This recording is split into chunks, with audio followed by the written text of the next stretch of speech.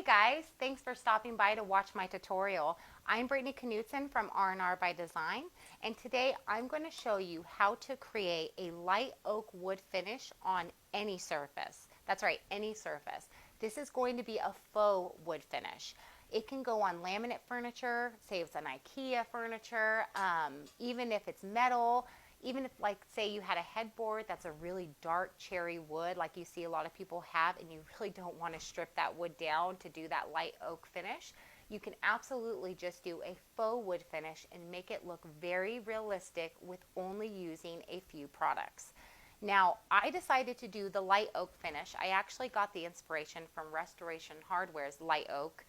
If you want to see some inspiring photos on there to copy the grain pattern and copy the way that they did the wood veneers, I highly suggest that, or Pottery Barn, going online, getting their catalog. There's a ton of photos of furniture for you to replicate and do the design. Now, to do this light oak finish, these are the colors that I chose. The first one is Dearborn. This is a cooler white. Not quite just the Bauhaus buff, but it does have a little bit of a cooler tone that will help us get to that grayish that we want for the light oak. The second one-step color is Java. And this, of course, you've probably seen. This is that beautiful light brown, very natural looking. Java is important because we're going to mix it with the Dearborn to create these two colors right here for the glazes. One being the 1-to-1 ratio, which is a nice beige, and the second one being a very creamy, lighter beige with 1 part Java to 4 parts Dearborn. Now, other than the one-step paint, you're going to need the gel stain in Windsor Gray. This Windsor Gray is not only going to add the gray tones at the end, but we're also going to use it to make the distinct gray, dark grain marks that you see on oak, even if it does have that white figure grain. And the last thing, most importantly, is glazed over. This glaze, make sure that you're using the Amy Howard at Home glazed over with the one-step paint. All of these products were made to go together. Same thing with the gel stain and the glazed over. With that being said, the only other product we would need, of course, is water. And let's get started. Now, for the base coat with the Dearborn, we're going to use a synthetic brush, just like you would with any other piece with the one-step paint. It's a water-based paint, so you always want to use a synthetic brush, whether it's nylon, polyester. Always start with a wet brush whenever you're working with water-based paints and synthetic brushes. They clean easier after you're done. There's less chance of the paint to dry out on the brush, and it helps it just move. The velocity of the paint, it helps it just go on so much smoother. And I never work out of the can, and I know a lot of people do, and I know it's kind of one more step that you don't want to do, but pouring it into a new container not only helps with the project, but it also helps the rest of your paint to stay in the right consistency, so you're not having to add water later, because it will dry out fast being a chalk-based paint. You should not need to water down with the new formula. If you have the old formula, I used to add water to water it down just a bit because it was a little on the thick side. And then I just take my brush after I pour and just use it to clean out the rim. It's a little trick. You can put it right back in the can.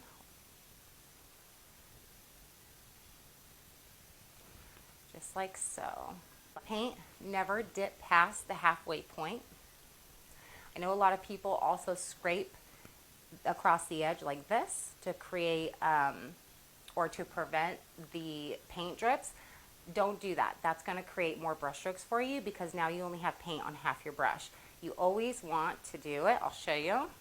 You dip it in and then you just tap it just like this. Okay? And then we now minimize the dripping. And we have it on both sides, all right?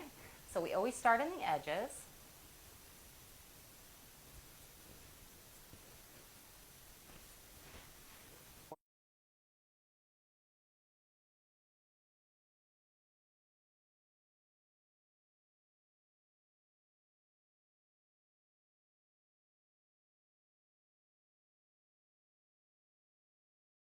So we're going to add the glaze, and then we're going to use our negative tool to pull the glaze off to create those grain patterns. So to do that, you have a couple of options.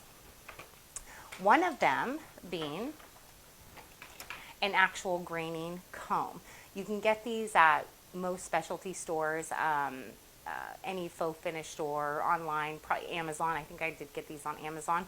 So they're just rubber combs. They're made for graining. Some people use them for glazing when they're doing pottery, stuff like that. So you can use those. They do come in different widths, different types of teeth, make different designs, pull out different amounts of glaze.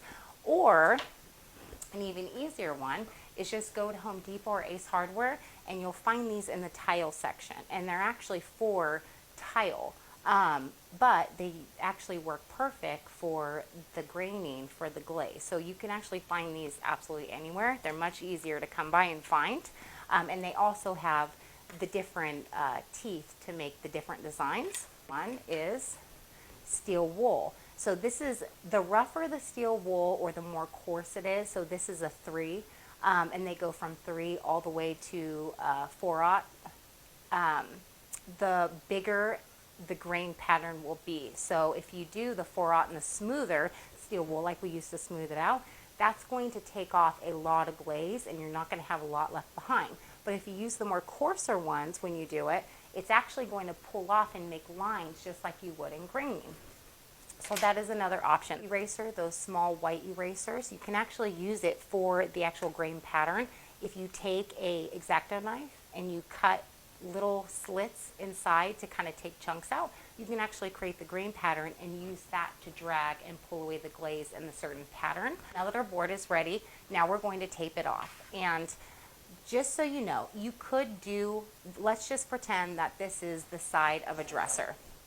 Okay, you could say this is a drawer front, and in that case, then have your grain pattern all going the same way. You can do one big, like it's one big piece of veneer or one, board of oak, and that's fine. Or you can chop it up into smaller pieces and make it look a little more authentic. The smaller the wood planks that you do, the easier it is to fool the eye. So for this, we're going to cut it up into 3 boards. And we're just taping it off so that we can overlap without having to worry. Applying the glaze, we want to use a synthetic brush, just like when we do the one-step paint. So we're only going to work on a section at a time. So for this board, and make sure you have your inspiration sheet right next to you and you know what you're going to do ahead of time, because you have to work quickly with the glaze. We do have more time than if we were just painting on the paint, but it's not that much time to where we can kind of sit around and play with it. If you don't like the design, if for some reason you do it and it just looks horrible, don't panic. Even if it starts drying, as long as it hasn't fully dried, you can go back with your brush with more glaze. That will reactivate the glaze that has not fully dried, and you can start over. So you're not stuck on, whatever you end up with first. So we're just going to do a little bit at a time. Never do the whole piece at once. We just want to do sections.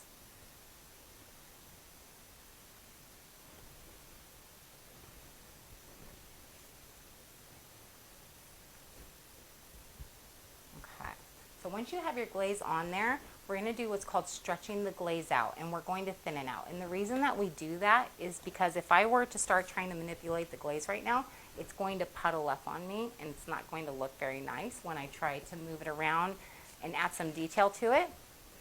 So because we want to make it look like actual grain, I use the chip brushes, and this is just the 2.5-inch chip brush. And all we're doing is we're just kind of pulling our brush through the glaze, like so.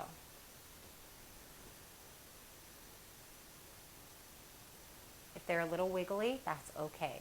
There are no straight lines in nature.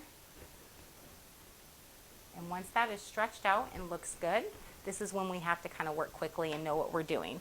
So I'm going to take my eraser. I'm going to do part of the heart grain. I'm going to kind of make it maybe not center, but a little bit off center. And I just use the beveled edge of the eraser and just kind of make not quite a perfect circle. And then we'll take our graining tool. We'll just kind of start at the top, It goes down, kind of moves around the hard grain and back down. And then let's say we want to use one of the smaller. And that kind of follows. And if you look at wood, it has some movement, but then it goes straight again. So it always goes around the hard grain and then it goes straight again. And the grain lines nearest to the hard grain are always going to be wider than when they start going out. So once that's done and you have your grain pattern, take the small grain teeth and just kind of pull it straight through. Don't worry about following the hard grain. These are just kind of the graining that you see in the background and kind of breaks up these lines for us. And now before it fully is dry, we're going to take another one of our chip brushes, just a dry chip brush, and we're just going to kind of whisk it. Just like if you were to have, let's say, pencil shavings on your table or breadcrumbs, and you just kind of whisk it into your hand. See how that kind of moves it and makes it look like the grain in the wood? So with our synthetic brush,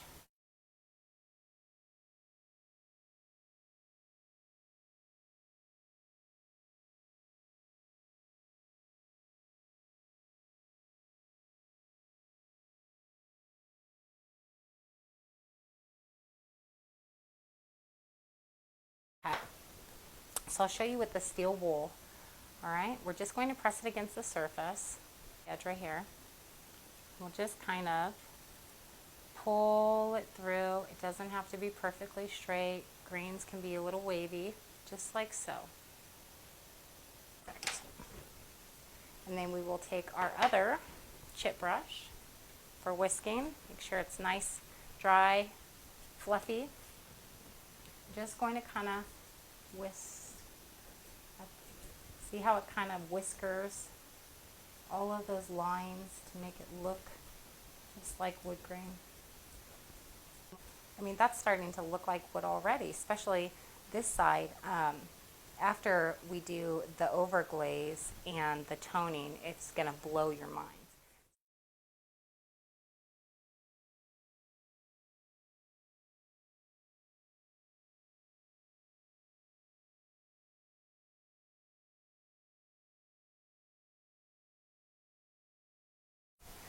Okay, so we want to make our middle V. So when the hard grain, it kind of is it's an inverted V, and the apex isn't always a point. Sometimes it has what they call the mountains, and it kind of does this little squiggle at the end.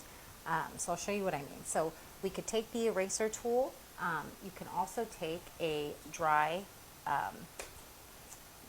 synthetic sponge, the 90-degree angle tip on that works too. So if we start here and we just kind of do the hatching motions. Hatching motions, I mean, you know, we're not dragging it, we're kind of hatching it up so that the line is not straight. And then go to the other side and it kind of goes straight and then it curves a little bit. And maybe it comes back down like this. Like so. See how that goes? And then what we'll do is we'll do another one inside that kind of just follows the one you made. Sponge is a really great tool to do for this. So once you have a couple lines, remember to go back with your brush and just kind of whisk it up, because we want those to look like real grain. Okay, so then we could switch it to like the eraser tool, right? And we just kind of hatch motion up, and we're erasing, using it as a negative tool down.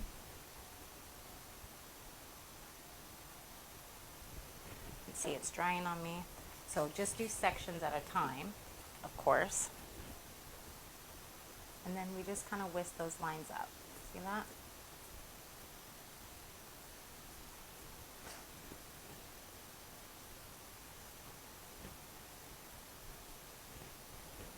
And normally, if you were doing this, I would say to flip it around, but you could do it if you needed to, if your piece doesn't allow that, to do it upside down. So now we're using our sponge, right? The same thing We're creating our V. Maybe we'll just kind of go a little bit smaller this time.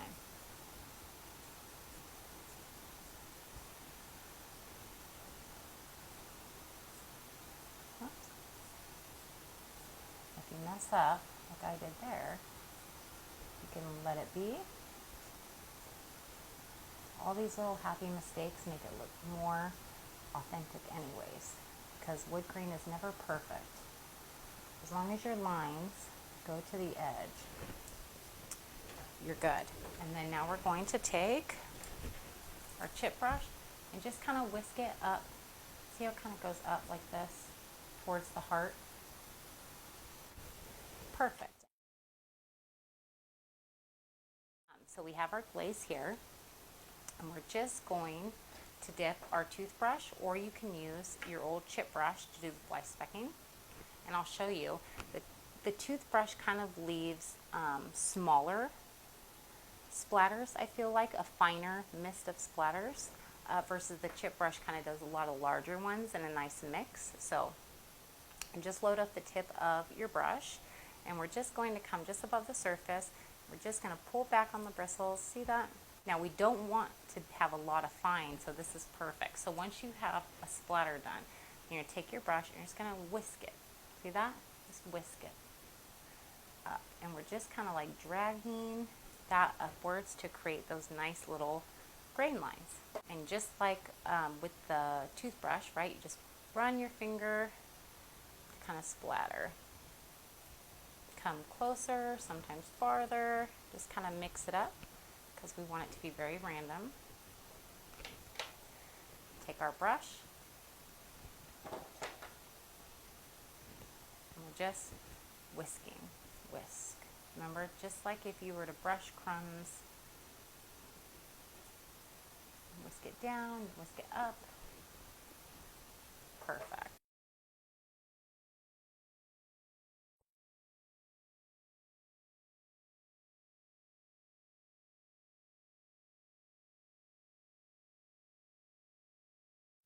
All right, so we're back on, we have allowed all of our glaze layers to dry. I let mine dry overnight, but as long as it's the minimum of 45 minutes, then you're okay to move on to the next step. And that's why we're doing the over glazing, which is kind of going to bring it all together.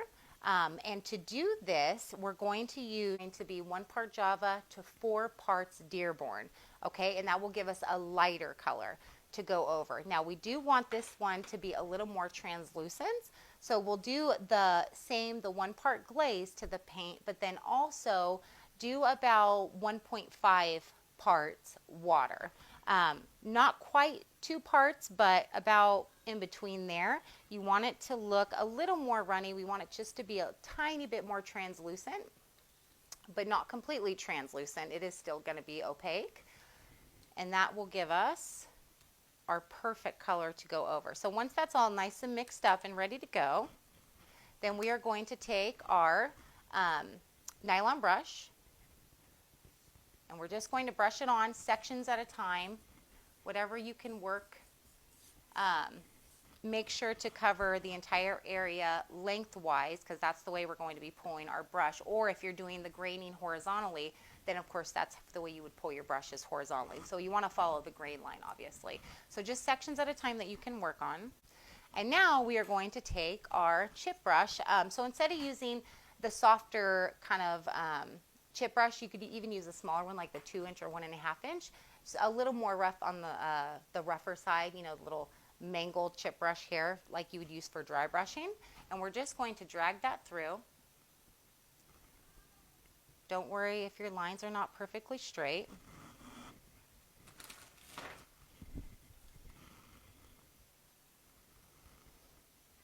Just like so.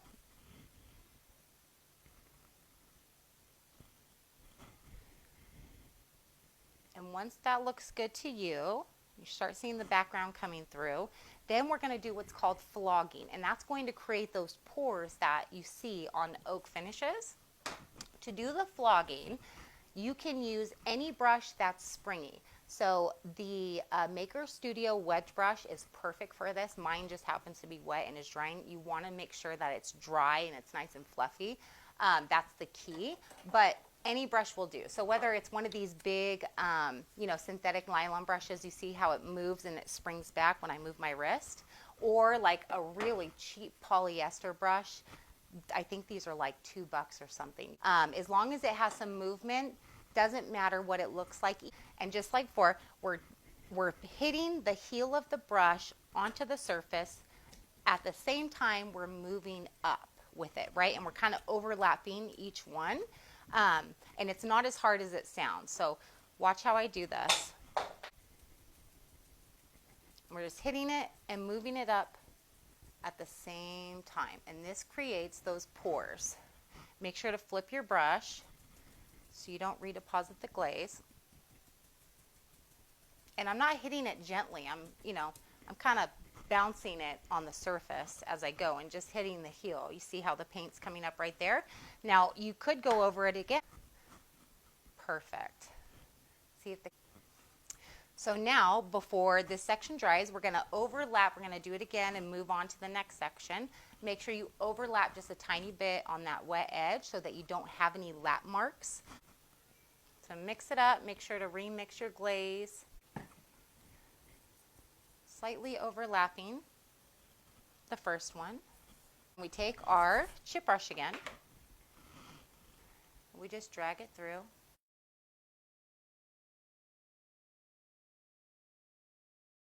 See those lines that it's making?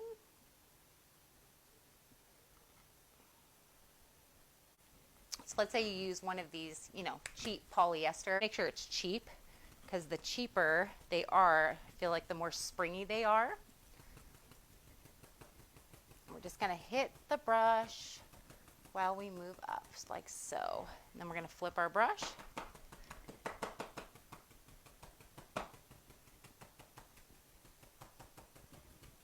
And when you're doing this, you're going to want to do what's called a drummer hold. So like you would hold a drumstick, same way you would hold the brush when you're doing the flogging or creating the pores.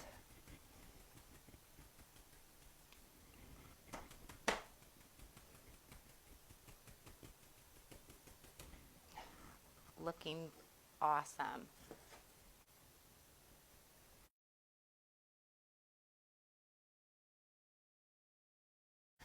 Once that's dry, we're going to finish it off with our toning. Now that we've had a chance for all of our glaze layers to dry, now we're going to do what's called the toning. And what that is it's basically the same as shadowing or highlighting when you're painting. So to make the glaze, to add in the darker gray, I use the Winsor Gray gel stain, and it's 1 part gel stain to 1 part glazed over to 2 parts water, and that gives us this nice thin, it's definitely more watered down than we were used to on our previous glazes, but that's going to help with stippling it out. And when I say stippling it out, what I mean is when you take your brush, let's say you use the chip brush, and I would do maybe the fluffiest one that you have out of your chip brushes. We want it to kind of have that square and a little bit soft, a little dense in the bristles. That'll help pixelate it or stipple it. So stippling is this. It's when we add the glaze and then we just pounce our brush literally up and down motion. You kind of move your wrist to pounce it around, and what this does is it kind of pixelates the glaze and blends it in. You can use this chip brush for painting it on. This is the Amy Howard at Home artist brush. Any synthetic artist brush will work. And we're just going to add some areas. So it can be completely random. Maybe we want to add some, maybe just to the edges here. Maybe some just here and there. Now remember, only work in sections at a time because the glaze will dry fast on you, especially being watered down a little bit. Maybe we'll just add a little bit here. And plus it's good to always step back and look at it from afar to make sure that you like the way it's going too, and see if you need to add more. So we're gonna start stippling this. All you do is just count your brush up and down. See how it just kind of blends that in?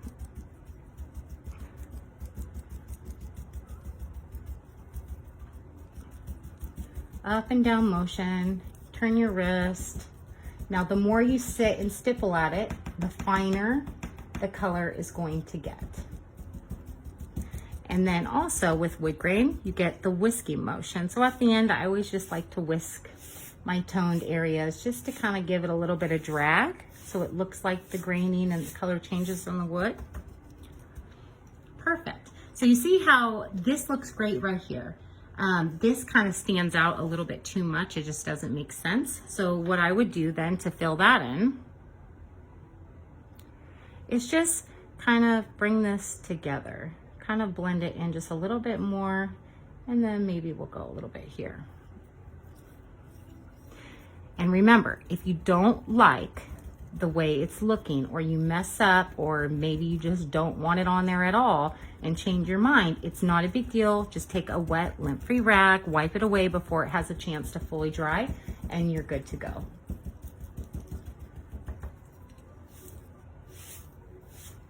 Perfect.